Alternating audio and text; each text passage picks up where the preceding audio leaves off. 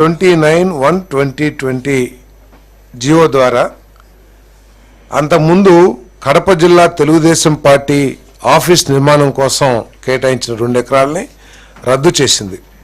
అంటే ఇది ఎంత ఆశ్చర్యకరం అంటే ఎంత దిగజారిన ఆలోచనలతో నిర్ణయాలు తీసుకోబడేవో ఒకసారి ఆలోచన చేస్తే, అదే గత ప్రభుత్వం వివిధ పార్టీలకి భూములు కేటాయించింది. ఆ పార్టీతో పాటు తెలుగుదేశం లేకపోతే ఇంకా ఇతర పార్టీలు కూడా. ఆ కేటాయింపులో కూడా గత ప్రభుత్వం అంటే చంద్రబాబు నాయుడు గారి ప్రభుత్వం చేసిన విధానాలనే కొనసాగించింది. కానీ ఈ తెలుగుదేశం పార్టీకి కడప జిల్లాలో ఇచ్చిన భూమిని మాత్రం కేవలం కక్ష కారణంతో అది రద్దు చేసిందని చెప్పేసి మనం చేస్తా ఉన్నా నేను. ఎందుకంటే ఒకవేళ విధానాలు మార్చుకుని రద్దు చేస్తే వేరు, ఇక ముందు ఎవరికి ఆ విధానాలని అనుసరించి కేటాయించకపోయినా ఆలోచన చేయొచ్చు.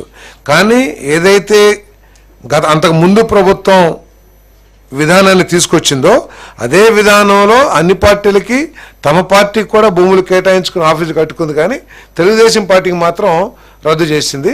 దాన్ని మళ్ళీ ఈరోజు తెలుగుదేశం పార్టీకి ఇవ్వటానికి లీజ్ ప్రాతిపదికన ఇవ్వటానికి చేసిన ప్రతిపాదనని ఆమోదించడం జరిగిందని చెప్పేసి సేమ్ ల్యాండ్ 2 acres లీజ్ ఎన్ని సంవత్సరాలు నేను మీకు తెలియజేస్తాను. అదేవిధంగా ఇంకా రాష్ట్రంలో 3 ప్రాజెక్ట్స్ కొన్ని వేల మందికి ఉపాధి అవకాశాలు, ఉద్యోగ అవకాశాలు లభించే కొన్ని 3 ఇండస్ట్రీస్ని చేసిన ప్రతిపాదన ఏదైతే SIBP state investment promotion board ఏదైతే ప్రతిపాదించిందో వాటిని ఆమోదించడం జరిగిందని చెప్పేసి మనం చేస్తాము. దాంట్లో టీసీఎస్ టాటా కన్సల్టెన్సీ సర్వీస్ వారు 10,000 మందితో ఒక సాఫ్ట్వేర్ కంపెనీ లేకపోతే సాఫ్ట్వేర్ కంపెనీ డెవలప్మెంట్ సెంటర్ని ప్రారంభించడానికి విశాఖపట్నంలో ప్రారంభించడానికి ముందుకు వచ్చింది. ఇంతకుముందు డల్లాస్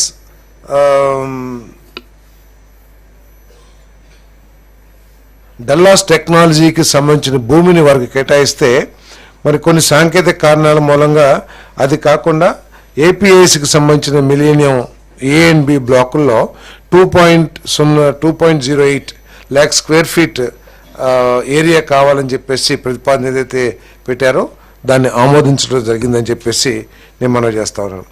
అదేవిధంగా ఆజాద్ ఇండియా మొబిలిటీ లిమిటెడ్, ఈ ఆజాద్ అనేది ఈ బాడీ బిల్డింగ్లో చాలా పేరున్న ఇండస్ట్రీ. మన ఆర్టీసీ కానివ్వండి, ప్రైవేట్ బస్సెస్ కానీ బాడీ బిల్డింగ్ చాలా చేస్తూ ఉంటారు. వాళ్ళు మన సత్యసాయి డిస్టిక్లో ఒక కొత్త యూనిట్ని 3 ఫేజెస్లో 1,046 కోట్ల పెట్టుబడితో ఇన్వెస్ట్మెంట్ చేస్తానికి ప్రతిపాదన చేయడం జరిగింది. ఈ ప్రతిపాదన ద్వారా 2,381 మందికి ఉపాధి అవకాశాలు లభించే అవకాశం ఉంది.